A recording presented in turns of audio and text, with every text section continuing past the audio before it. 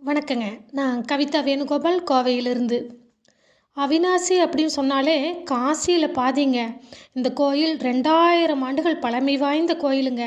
இங்கே நாம் வணங்கும் இறைவன் அவிநாசி அப்பர், உடனம்பர் கருணாம்பிகை தாய்ங்க.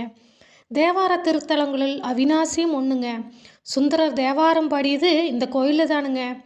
முதலையுண்ட பாலகனை மீண்டும் தந்த கோயில் இந்த கோயில் தாங்க. அவிநாசி அப்பர் கோயில் குளத்தில் 2 குழந்தைங்க விளையாடிட்டு இருக்கும்போது ஒரு முதலை அந்த சிறுவனை முழுங்கிடுச்சு.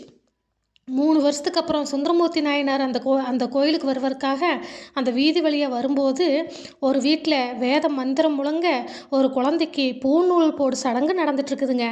இன்னொரு வீட்டில் அழுகுரல் கேட்குது. அங்கே என்னாச்சுன்னு கேட்டதுக்கு, என் மகனை முதல்ல முழுங்கிருச்சு, இன்றைக்கி அவனும் இருந்தால் அவனுக்கும் பூநூல் போடும் சடங்கு பண்ணியிருப்போம் அப்படின்னு சொல்லிட்டு அவங்க அழுகிறாங்க. அப்போ சுந்தரமூர்த்தி நாயனார் அழுகாதீங்கன்னு சொல்லி அவிநாசி அப்பரை வேண்டி பதிகம் பாடுறாரு. அந்த சிறுவனை உயிரோடு வர வச்சிட்றாருங்க.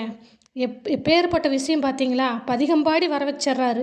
5 வயசு குழந்தையா முதலை வாய்க்குள்ளே போன சிறுவன் 8 வயசு குழந்தையா மீண்டும் வந்த பேரதிசயம் இந்த அவிநாசி அப்பர் திருக்கோயிலில் தானுங்க. நன்றிங்க.